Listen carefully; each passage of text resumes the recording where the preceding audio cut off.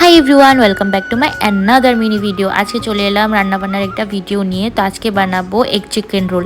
সেই জন্য চিকেনগুলোকে কিন্তু ছোটো ছোটো টুকরো করে ভালোভাবে ধুয়ে নিলাম। তার মধ্যে কিন্তু আদা রসুন বাটা, হলুদ গুঁড়ো, লঙ্কা গুঁড়ো, ধনে গুঁড়ো, জিরে গুঁড়ো আর নুন দিয়ে কিন্তু ভালোভাবে মাখিয়ে একটা সাইডে রেখে দেবো প্রায় 20 থেকে 25 মিনিটের জন্য।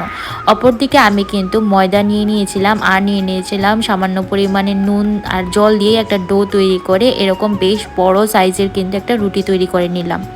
আর যে চিকেনটাকে আমি আলাদা করে রেখেছিলাম সেটাকে কিন্তু এখন প্যানের মধ্যে দিয়ে ভালোভাবে ফ্রাই করে নেব। এরকম লালচে বর্ণে আসার পর এটাকে কিন্তু একটা সাইডে তুলে রেখে দিলাম। অপর দিকে কড়াই বসিয়ে দিলাম। এর মধ্যে কিন্তু প্রথমে ওই রুটিটাকে হালকা একটু ভেজে নিতে হবে।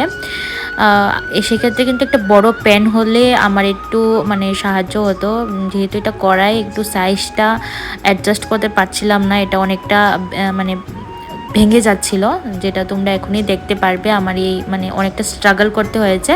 যদি বড় প্যান হতো তাহলে আমার এতটুকু পরিশ্রম হতো না।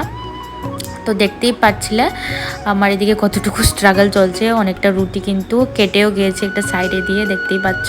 তো যাই হোক, এটা দিয়ে করতে হলো আমাকে। তো এদিকে দেখো ডিমটাকে ফাটিয়ে এর মধ্যে কিন্তু দিয়ে দিলাম। তারপর এক এক করে কিন্তু চিকেনগুলা দিয়ে দিলাম, মিউনিস দিয়ে দিলাম, রেড চিলি দিয়ে দিয়েছিলাম আর গ্রিন চিলি দিয়ে দিয়েছিলাম আর দিয়েছিলাম লঙ্কা আর পেঁয়াজ কুচি।